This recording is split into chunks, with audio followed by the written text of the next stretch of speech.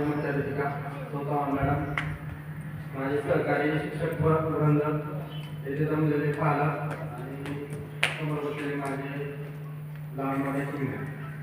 तर आज 14 एप्रिल म्हणजे महामानव, विश्वरत्न, विश्वभूषण, जेव्हा आदर्शाचं उदाहरण, ज्ञानाचं उदाहरण आणि सर्वात महत्त्वाचं म्हणजे आपल्या आयुष्याचा अर्थ ज्याला कळला आणि आपल्या आयुष्याचा अर्थ ज्याला कळला त्या मानवाने लोकांना आयुष्य म्हणजे काय हे शिकवलं. त्या या महामानवाची आज जयंती. तर सर्वांना आपल्या शाळेमध्ये नेहमी शिकवलं जातं की जयंती, पुण्यतिथी, कोणाचा जन्म कधी झाला, कोठे झाला, त्याचा मृत्यू कधी झाला, त्यांनी काय कार्य केलं, त्यामागचा एक उद्देश असतो की आपल्याला सर्वात मोठी डिग्री म्हणजे काय असते तर ती कागदावर असते, तर ती अनुभवात असते. आणि अनुभव म्हणजे इतिहास. आणि इतिहास जर आपल्याला लक्षात ठेवायचा असेल आणि इतिहास घडवायचा असेल आणि त्या इतिहासात करणाऱ्या चुका टाळायच्या असेल तर आपल्याला हे जयंत्या, पुण्यतिथ्या, महामानव, त्यानंतर थोर संत, राष्ट्रपुरुष, समाजसेवक, समाजसुधारक यांचा आदर्श आपल्या डोळ्यासमोर राहिला पाहिजे म्हणून बाळांना आपण हा जयंत्या साजरा करतो. मी कधीही कोणत्या भाषेत तारीख वा वेळ काळ काही सांगत नाही. तर काय सांगतो की एखादी गोष्ट असते नेहमी त्यातून एक आदर्श घ्यायचा असतो. जसं की कोणी असू द्या, छत्रपती शिवाजी महाराजांपासून ते आजच्या या आपल्या डॉक्टर मनमोहन सिंगापर्यंतचे हे जेवढे काही थोर राष्ट्रपुरुष झाले, समाजसुधारक झाले आणि देशाला घडवणारे लोक झाले, त्यांच्याकडून घेण्यासाठी एक गोष्ट नेहमी लक्षात ठेवायची की त्यांच्या आयुष्यामध्ये संघर्ष होता.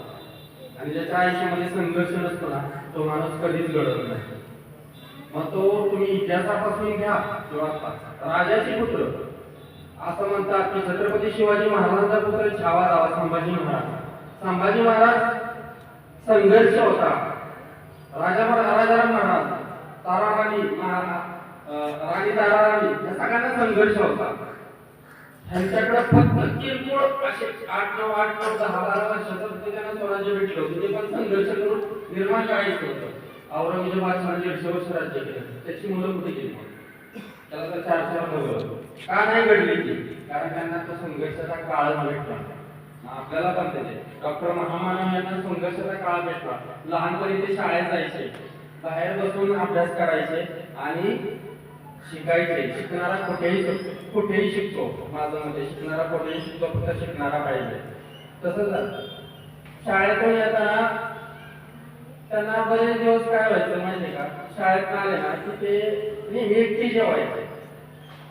जेवायचे आणि घरातले म्हणायचे मी जेवलो. असं त्यांनी बरेच दिवस सांगलं होतं. आणि परीक्षा चालू होती, परीक्षेचा पण काळ होता. ते यायचे आणि ते जेवायचे. तर ते विचारायचे घरच्यांना, तुम्ही जेवला? मी जेवलो. आम्ही जेवलो. तू जेवलो? तू जेवून दे असं म्हणायचे. असं बरेच दिवस चालले. एक दिवस त्यांच्या मनात आलं की माझ्याबरोबर हे का जेवत नाही, माझ्याबरोबर घरातले लोक का जेवत नाही, मला अगोदर जेवायला घालतात आणि सांगतात इतर अगोदर जेवतो किंवा नंतर जेवतो. परीक्षा संपल्यानंतर त्यांनी काय केलं माहितीये का, विचार केला की बाबांना म्हटलं तुम्ही माझ्याबरोबर का जेवत नाही? ते मला तू जेव, तुझं जेवण झाल्यानंतर आम्ही जेवतो असं त्यांनी विचारलं. पण नंतर त्यांनी विचार केला, अरे मी जेवल्यानंतर तर कोणत्याच बातमी शिल्लक राहत नाही, म्हणजे जेवायचे काय?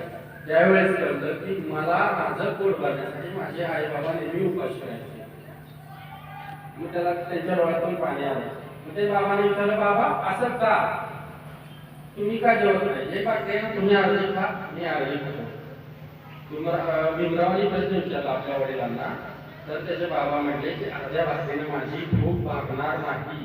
आणि दुसरी गोष्ट, माझी भूक ही अन्नाची नाही, माझी भूक ही ज्ञानाची आहे.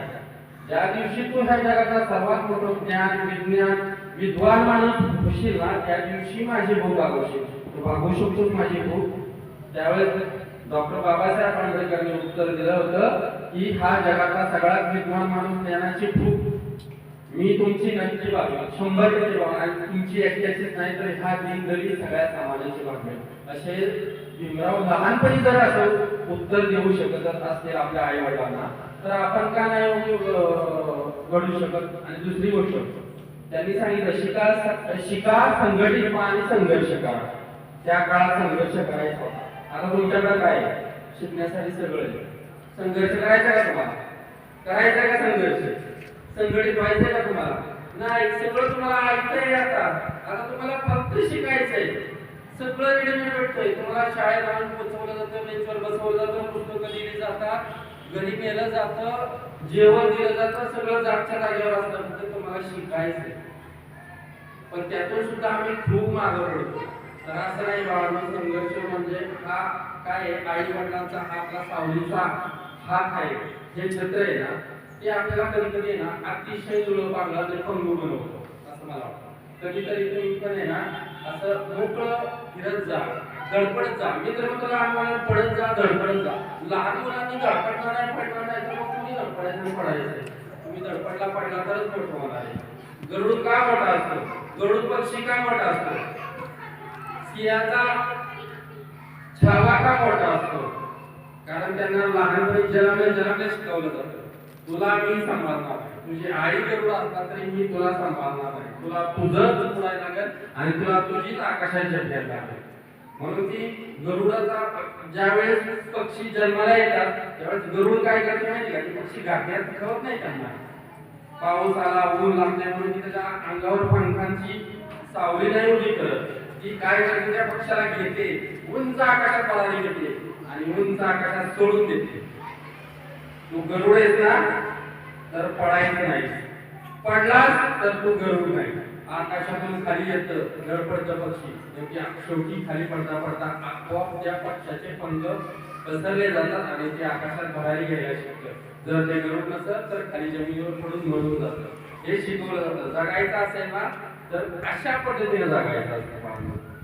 सांगण्याचं तात्पर्य एवढंच आहे की तुम्हाला डॉक्टर बाबासाहेब आंबेडकर जयंती पुण्यतिथीनिमित्त दोनच गोष्टी सांगतो की फक्त एवढंच ह्या जयंती पुण्यतिथी आपण एवढंच शिकायचं की त्यांचे एखादा विचार आपल्या अंगी आत्मसात करायचा.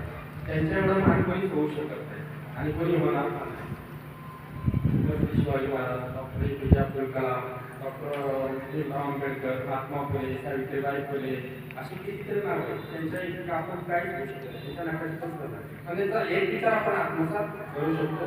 त्यांनी सांगितलं तर शिका संघटित व्हा संघर्ष करा. आपल्याला आता संघर्ष करायचा नाही संघटित व्हायचं नाही. आपण सगळे आहे एकच आहे. सगळ्या संविधान आपल्याला एक म्हणते आपल्याला फक्त शिकायचं. तुम्ही आज ठरवा मी शिकणार आणि आयुष्यामध्ये 3 गोष्टी नेहमी सोबत ठेवायच्या चांगली पुस्तकं चांगले मित्र आणि चांगले विचार. जेवढं तरी आत्मसात केलं ना आयुष्यात तुम्हाला कधीही पराभव केला नाही.